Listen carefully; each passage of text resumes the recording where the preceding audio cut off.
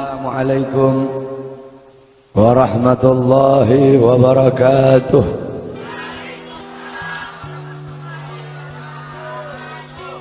Bismillahirrahmanirrahim. Alhamdulillahil qawiyyi sultanuh, al-wadihil burhanuh, al-mabsut fil wujud karamuhu wa ihsanuh. Allahumma salli ala nuril anwar wa sirril asrar wa tiryakil akhyar wa miftah babil yasar Sayyidina wa maulana Muhammadin al-Mukhtar wa alihi al-adhar wa ashabihi al-akhyar adada ni'amillahi wa ifdalih, amma ba'd. Yang saya cintai, yang saya muliakan, para alim ulama, para habaib, para kiai, para asatid, para tokoh masyarakat, para aparat pemerintah, wabil khusus Al-Habib Abdullah bin Muhsin Al-Muhdar, yang saya cintai, yang saya muliakan, guru kita bersama Kiai Haji Mahdi beserta para kiai, para asatid yang lain yang saya cintai, yang saya muliakan, ketua panitia beserta seluruh panitia, ketua musalla Ar-Raudhah, imam musalla beserta seluruh hadirin dan hadirat, bapak-bapak, ibu-ibu, pemuda-pemudi umat Sayyidina Muhammad yang selalu dimuliakan oleh Allah Subhanahu wa ta'ala. Alhamdulillah, segala puji dan syukur kembali ke hadirat Allah Subhanahu wa ta'ala. Dialah Allah Subhanahu wa ta'ala, Tuhan seru sekalian alam. Dialah Allah, Raja yang menguasai segala kekuasaan. Dialah Allah Subhanahu wa ta'ala yang maha besar dari segala sesuatu yang besar. Yang besar selain Allah kecil. Dialah Allah Subhanahu wa ta'ala yang maha kaya dari segala sesuatu yang kaya. Yang kaya selain Allah miskin. Dialah Allah Subhanahu wa ta'ala, Raja di atas para raja. Yang raja selain Allah budak. Dialah Allah Subhanahu wa ta'ala yang maha perkasa, yang maha kuat. Yang perkasa selain Allah, yang kuat selain Allah lemah. Dialah Allah Subhanahu wa ta'ala yang maha hidup. Yang hidup selain Allah pasti akan mati. Yang ada selain Allah pasti akan tiada. Yang wujud selain Allah pasti akan binasa. Sedangkan hidupnya Allah, adanya Allah, wujudnya Allah selama-lamanya, kekal abadi, tidak akan pernah musnah dan tidak akan pernah binasa. Dialah Allah yang dimana kedekatan hamba dengannya tidak akan membuat hamba itu setara dengannya. Jauhnya hamba darinya tidak akan membuat dinding penghalang antara hamba dengannya. Dialah Allah yang dimana walaupun seluruh hamba-hamba dari awal zaman sampai akhir zaman semuanya berbuat baik, tidak akan menambahkan sedikit pun keagungan di sisi. Dan dialah Allah yang dimana walaupun seluruh hamba-hamba dari awal zaman sampai akhir zaman semuanya berbuat dosa, tidak akan mengurangi sedikit pun keagungan di sisinya. Dan dialah Allah yang dimana pada malam hari yang mulia ini, di tempat yang penuh dengan barakah ini, Allah Subhanahu wa ta'ala sedang memandang kita semua yang duduk di tempat ini. Allah pandang dengan pandangan rahmat, Allah pandang dengan pandangan kasih sayang, Allah pandang dengan pandangan maghfirah, Allah pandang dengan pandangan pengampunan. Kenapa saudara-saudara? Karena kita mendapatkan keberkahan dan kemuliaan dari baginda agung Nabi besar Muhammad sallallahu alaihi wasallam. Allah Subhanahu wa ta'ala mengampuni dosa-dosamu yang telah lalu, mulai dari langkahan kaki kalian dari rumah kalian menuju ke tempat ini. Dari tempat ini kalian pulang menuju ke rumah, di situ Allah ampuni dosa-dosa yang akan datang. Kenapa? Karena duduknya kita di sini mendapatkan barokah dari para ulama, Duduknya kita di sini mendapatkan barokah dari orang-orang saleh. Kita duduk di sini berkumpul bersama para kiai, berkumpul bersama para ustadz, berkumpul bersama orang-orang saleh. Qala Rasul sallallahu alaihi wasallam, man zara aliman fa ka'annama zarani, man safaha aliman fa ka'annama safahani, man jalasa aliman fa ka'annama jalasani fid dunya, faman jalasani fid dunya ajlastuhu ma'i yaumal qiyamah. Berkata Rasulullah sallallahu alaihi wasallam, siapa orang yang mendatangi ulama, mendatangi kiai, mendatangi ustadz, mendatangi guru-guru agama, sama seperti kalian mendatangiku, kata Rasul. Siapa orang yang musafahah, mencium tangan ulama, mencium tangan kiai, mencium tangan guru-guru agama, sama seperti kalian mencium tanganku. Dan siapa orang yang di dunia duduk berkumpul bersama ulama, duduk berkumpul bersama orang-orang soleh, duduk berkumpul bersama para kiai, sama seperti kalian duduk denganku di dunia. Dan siapa orang yang duduk denganku di dunia, kelak di yaumil qiyamah akan aku dudukkan dia bersamaku. Orang-orang yang beruntung di akhirat, orang-orang yang berbahagia di akhirat, bukanlah orang-orang yang hanya datang sekedar bawa pahala salat, yang hanya datang sekedar bawa pahala zakat, yang hanya datang sekedar bawa pahala haji. Akan tetapi orang-orang yang beruntung di akhirat, orang-orang yang kedua matanya dihalalkan oleh Allah untuk memandang wajah indah baginda Sayyidina Muhammad.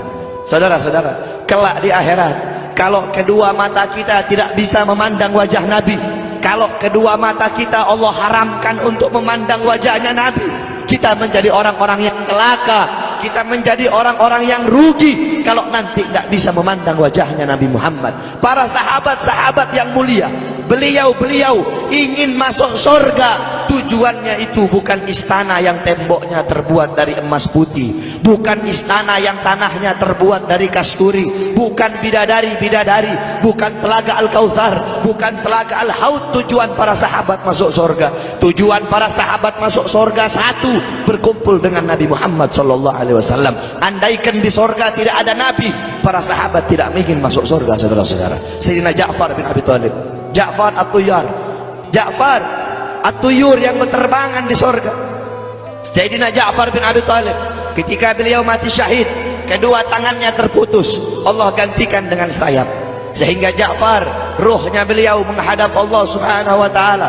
Ketika ruhnya beliau mau sampai ketika ruh beliau mau sampai di hadapan Allah, tiba-tiba terbayang dari kedua matanya beliau pandangan kepada wajah baginda Nabi besar Muhammad SAW. Terbayang akan wajah Nabi Muhammad, sehingga beliau bermohon kepada Allah, ya Allah, izinkan aku kembali ke dunia untuk memandang wajah indah baginda Nabi besar Muhammad SAW. Sayyidina Abu Bakar As-Siddiq radhiyallahu anhu, ketika beliau sedang berkumpul bersama Nabi, Nabi Muhammad berkata, wahai Abu Bakar, apakah engkau sudah makan? Kata Sayyidina Abu Bakar, aku belum makan ya Rasulullah. Pulanglah engkau pergi makan dulu. Pulang Sayyidina Abu Bakar As-Siddiq. Ketika Sayyidina Abu Bakar As-Siddiq pulang, tidak lama kemudian datang lagi. Kata Rasul, wahai Abu Bakar, aku tidak pernah melihat orang makan secepat itu. Kok cepat banget engkau makan? Apa kata Sayyidina Abu Bakar, ya Rasulullah, ketika aku akan memakan makanan itu ya Rasulullah, tiba-tiba teringat wajahmu ya Rasulullah, makanya aku tinggalkan makanan itu dan aku kembali ke sini lebih memilih untuk memandang wajah indahmu ya Rasulullah. Maka rugi, celaka kalau kelak di akhirat kita tidak bisa memandang wajahnya Nabi Muhammad. Nah, bagaimana caranya biar kita bisa memandang wajahnya Nabi? Bagaimana caranya biar kita bisa berjumpa dengan Nabi? Di akhirat kita tidak bakal bisa berjumpa dengan Nabi. Di akhirat kedua mata kita tidak bakal bisa memandang wajah Nabi kalau di dunia kita jauh dari majlis-majlis Nabi Muhammad. Kenapa? Karena kadar kedekatan kita dengan Nabi kelak di akhirat, jarak jauh atau dekatnya kita dengan Nabi nanti di akhirat, itu menurut kadar kedekatan kita di dunia dari majelis-majelis seperti ini. Jaraknya kita dengan Nabi nanti di akhirat itu menurut jarak jauh atau dekatnya kita di dunia dengan majelis-majelis seperti ini. Kalau di dunia kita dekat dengan majelis-majelis ilmu, dekat dengan majelis zikir, dekat dengan para pewarisnya Nabi, dengan penyambung lidahnya Nabi, dekat dengan para ulama, dekat dengan orang-orang soleh. maka kelak di akhirat Allah pun akan kumpulkan kita bersama Nabi Muhammad. Kenapa? Karena majlis seperti ini, perkumpulan seperti ini warisan Nabi Muhammad. Nabi Muhammad tidak mewarisi harta, tidak mewarisi pangkat, tidak mewarisi jabatan, tidak mewarisi emas, tidak mewarisi permata, tidak mewarisi kekuasaan, tidak mewarisi dirham, tidak mewarisi rupiah. Warisannya Nabi ilmu, amal, akhlak, wara, khauf, ikhlas, sabar, takwa, istiqamah, ibadah, zuhud, qanaah. Ini warisan Nabi Muhammad. Sehingga kita duduk di sini untuk menerima warisannya Nabi. Abu Hurairah radhiyallahu anhu, beliau pergi ke pasar. Beliau berkata, wahai orang-orang pasar, di masjid sedang dibagi-bagikan warisannya Nabi. Yang berdagang menutup dagangannya, yang berbisnis menghentikan bisnisnya, mereka pergi ke masjid. Ketika mereka sampai ke masjid, mereka bilang, wahai Abu Hurairah, mana katanya sedang dibagi-bagikan warisannya Nabi? Di sini cuma ada halago-halago ilmu, cuma ada perkumpulan-perkumpulan ilmu. Apa kata Abu Hurairah? Perkumpulan ilmu, majelis ilmu, itulah warisan Nabi Muhammad. Kita duduk di sini menerima warisannya Nabi. Maka warisan mana yang lebih mulia selain daripada warisan Nabi Muhammad?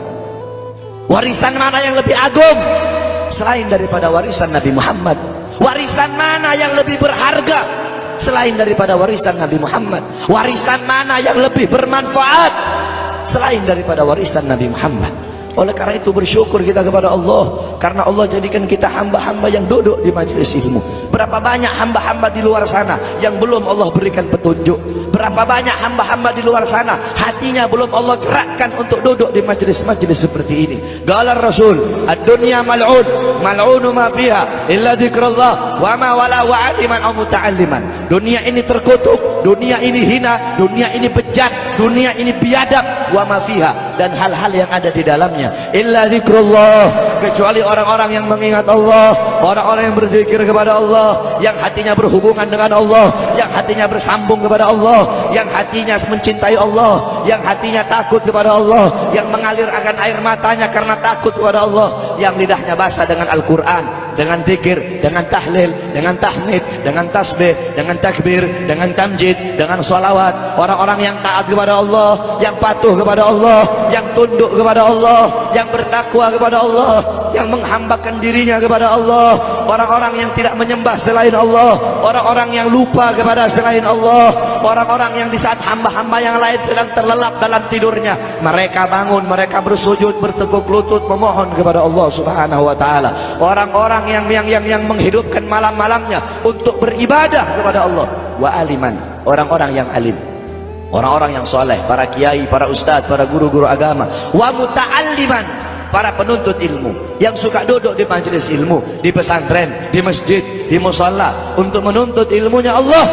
Cuma ini golongan yang mulia di muka buminya Allah. Selain daripada itu, yang sibuk dengan urusan dunia, yang sibuk dengan urusan harta, yang sibuk dengan urusan bisnis, yang sibuk dengan urusan pangkat, yang sibuk dengan urusan jabatan, siapapun, saya kek, kiai kek, habib kek, ustad kek, lurah kek, camat kek, bupati kek, wali kota kek, gubernur kek, menteri kek, presiden kek, siapapun yang sibuk dengan urusan dunia sehingga lalai, sehingga lupa, sehingga ghafil, sehingga lupa kepada Allah, sehingga lalai dari kewajiban, maka termasuk dalam mal'un yang dikatakan oleh baginda Nabi besar Muhammad sallallahu alaihi wasallam.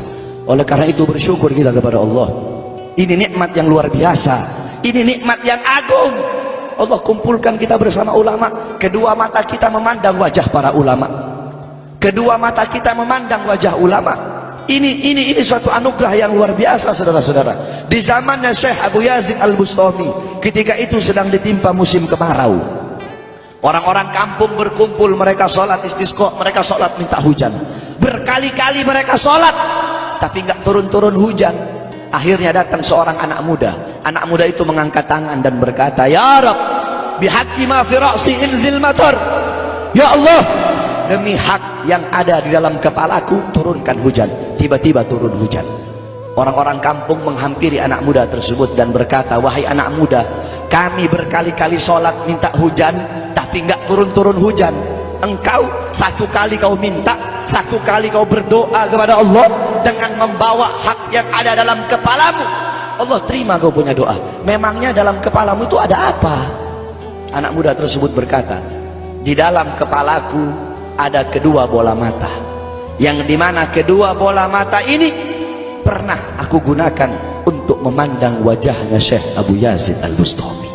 Berkat kedua mata, sebab kedua mata yang pernah memandang wajah beliau, sebab kedua mata yang pernah memandang wajah orang soleh, maka aku bawa kedua mata ini menghadap Allah dengan harapan agar Allah menerima doaku dan Allah pun menerima doaku.